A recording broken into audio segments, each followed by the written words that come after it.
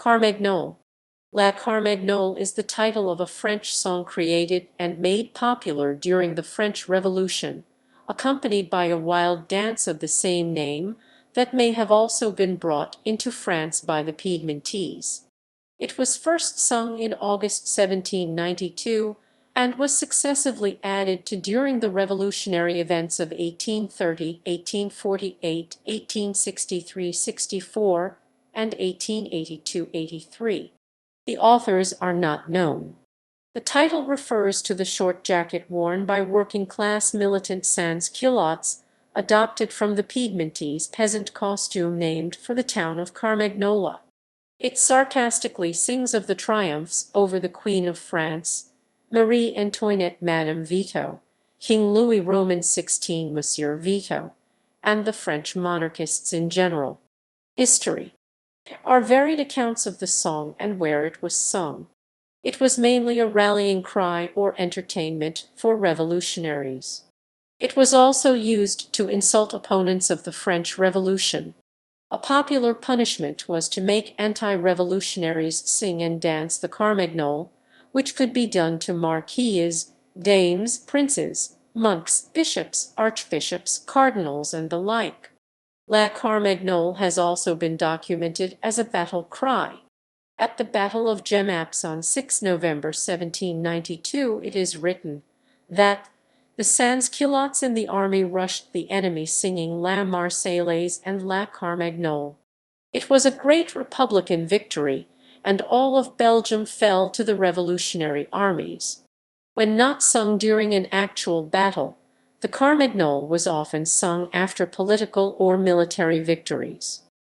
Such event occurred after the storming of the Tuileries Palace on the night of August 9–10, 1792. The radical people of Paris asserted their power by forcing the king to flee to the nearby National Assembly. After storming the palace and massacring the king's personal Swiss guard, the mob of Paris was drunk with blood, danced and sang the Carmagnole to celebrate the victory.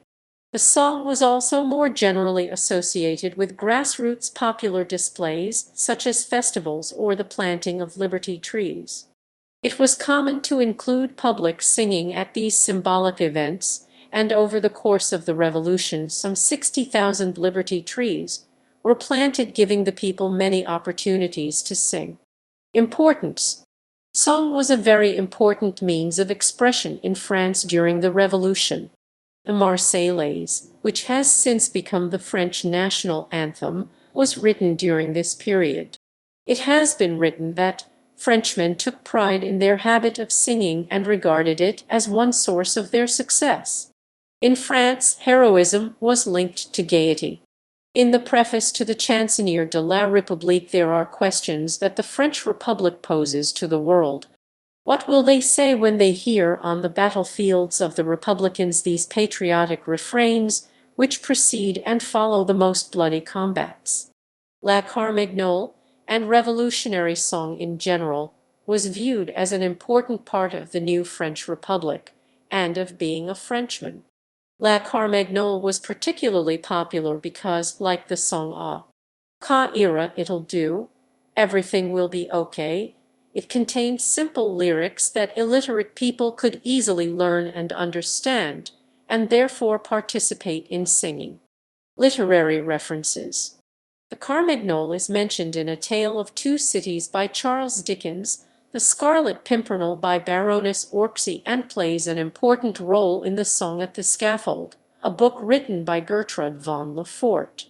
La Carmagnole is also sung by the chorus in Act Roman 3 of Umberto Giordano's opera Andrea Chenier, and it is sung in the closing dialogue of Eugene O'Neill's play The Iceman Cometh. Carl Schurz, in v. 1 ch. 14 of his Reminiscences, reports from exile in England that upon Napoleon Roman III's coup d'état of 2 December 1851, our French friends shouted and shrieked and gesticulated and hurled opprobrious names at Louis Napoleon and cursed his helpers, and danced the Carmagnole and sang Ca ira. In Les Miserables, Victor Hugo contrasts it to the Marseillaise, writing with just the Carmagnole to sing a Parisian will only overthrow Louis XVI, but give him the Marseillaise, and he will liberate the world. It is also mentioned in chapter 37 of Umberto Eco's Foucault's Pendulum. In the first volume of John Dos Passos's USA trilogy, 42nd Parallel, a group of revolutionary workers in Mexico sing the Carmagnole when an American radical visits them. In the Greek island of Samos, then under Ottoman rule, the Carmagnole gave its name to the political faction of the Carmagnole, who, inspired by the French Revolution's liberal and democratic ideals, opposed the traditional, reactionary land-holding notables nicknamed Calacanceroi. The struggle of the two parties dominated the political affairs of the island in the years leading up to the outbreak of the Greek War of Independence in 1821, when the Carmagnole faction led Samos to join the uprising. Lyrics. One YouTube video with added verses. Other versions. La Nouvelle Carmagnole. La Carmagnole des Royalistes.